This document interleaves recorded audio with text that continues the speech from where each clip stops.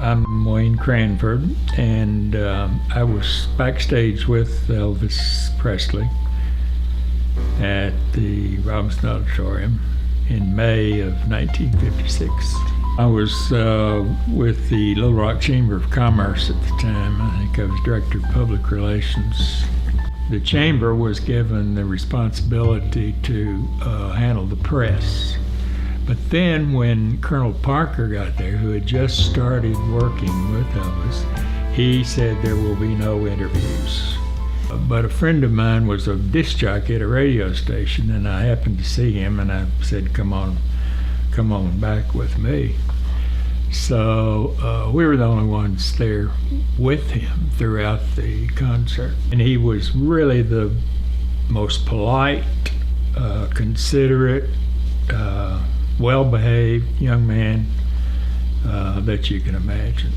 He had just started to become a real celebrity. The young girls would follow him around wherever he performed and scream throughout the concert and stand. And so I think he was just becoming a big name at that time. As I recall, there had been several shows at the auditorium that were that at that time would have been considered rock and roll, but not many. And this was the first one with a big name, which Elvis was becoming at that time. It was a packed house, I remember. And in fact, there were so many people waiting to buy a ticket, which, by the way, the highest price ticket I think was $4. There were so many people who could not get in that they decided to have a second show. I know it's the first time I had seen, and probably a lot of other people there, the first time that they had experienced young girls screaming throughout a performance. This friend of mine with the radio station was doing the interview, and he was anxious to have a photograph of it, and so I don't know where the camera came from. I shot a picture of him interviewing Elvis, and since then it's been used in a lot of publications.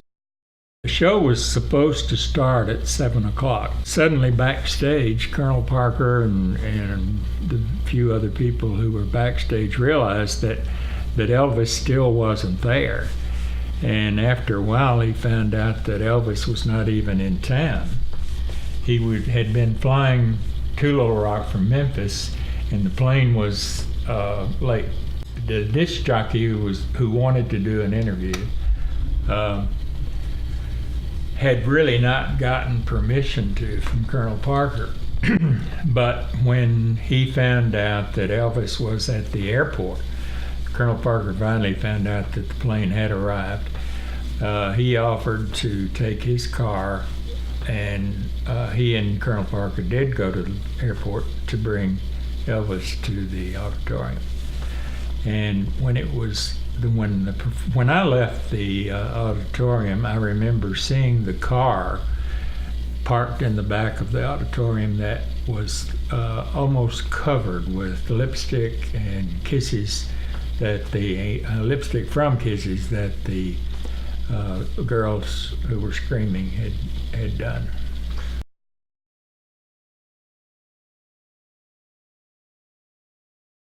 Okay, a friend of ours, Pat Mullis, who was an attorney general in Pine Bluff, brought a group of young teenage girls up to Little Rock to see Elvis. He had gotten tickets in the balcony for us, and we sat up there and just were being real ladies because we were from Pine Bluff.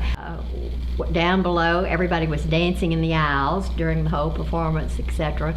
And when he left and came back for his encore, and he came back on the stage and said, "I'm coming back to Little Rock to see you, and if you all don't come see me, you ain't nothing," and went down on his knees and went into "You ain't nothing but a hound dog." Well, we started screaming too with everybody else and jumped up and yelled, and it was just so exciting. We just thought he was the best thing that ever was.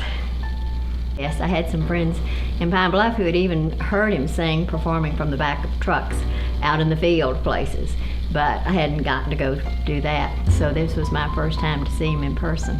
After the show was over with, we went outside and walked around Robinson Auditorium, and his convertible was parked on the side, and all these girls were writing their names in lipstick on it. We didn't take part in that, but we got to see his car, so that was exciting too.